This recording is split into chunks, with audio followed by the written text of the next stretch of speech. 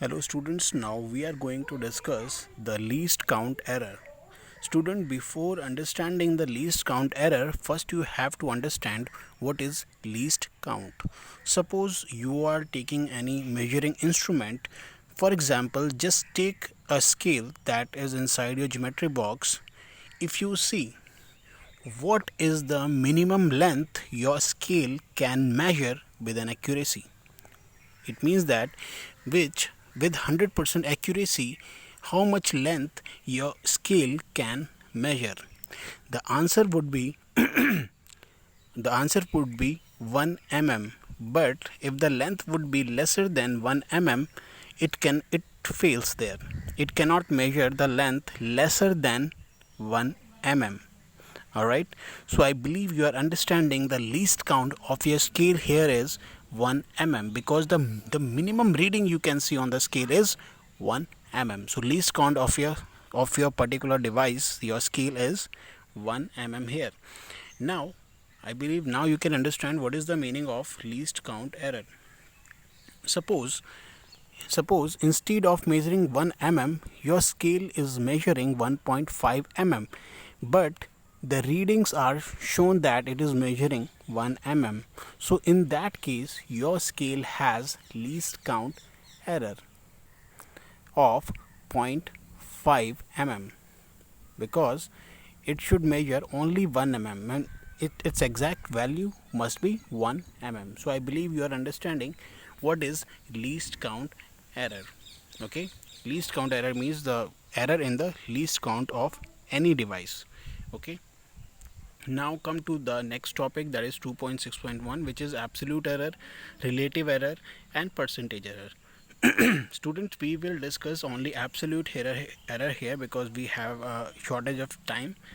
And just have a look here. The absolute error is nothing. For example, you are performing one experiment 5 times, right? Means you are going to perform one thing 5 times and you are observing its reading. Suppose its reading came out to be A1, A2, A3, A4, A5, right? So suppose, for example, the readings came would be all near about, but what would be the exact value?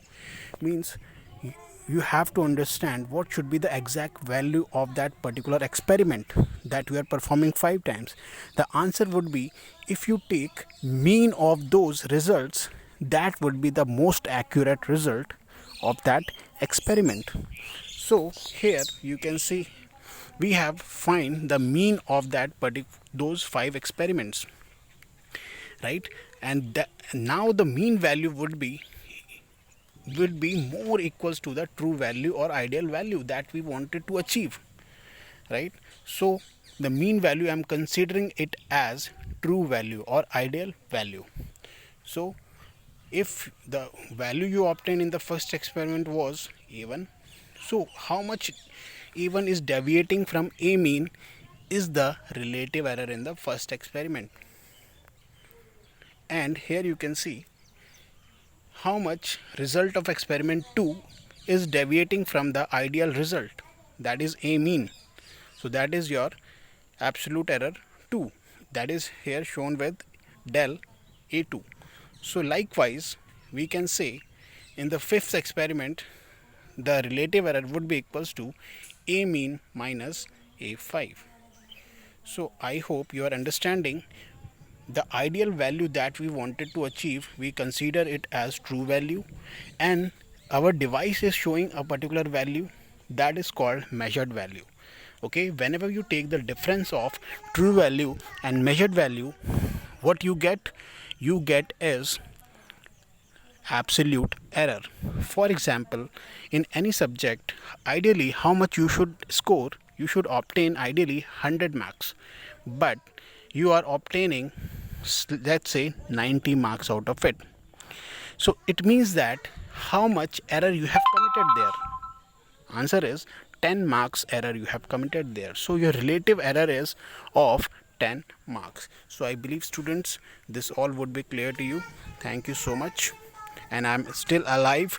If you want to ask any doubt, please post it in the Google Classroom. Thank you.